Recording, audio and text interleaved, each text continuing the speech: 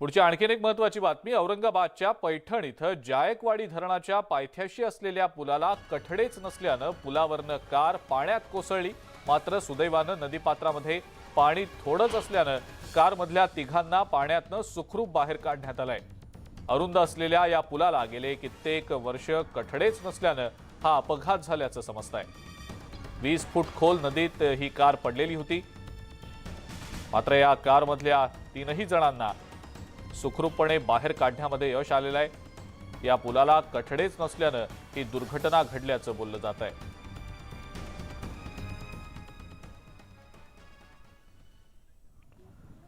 यानंतरची बातमी नागपुरातली आहे। एलबीटी न भरणाऱ्या 4145 व्यापाऱ्यांची बँक खाती आता बंद केली जाणार असल्याचं समोर येत आहे। नागपूर महानगरपालिकेच्या नोटिसीला उत्तर न देणाऱ्या व्यापाऱ्यांची बँक खाती बंद होणार आहेत।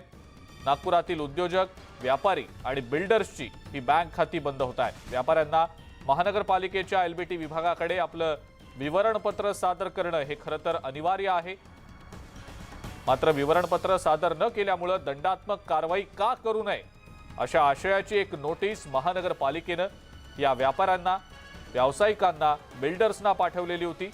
विवरणपत्र न भरणाऱ्या व्यापाऱ्यांनी झालेला दंड न भरल्यामुळे आता ही कारवाई केली जात असल्याचं समोर येत आहे।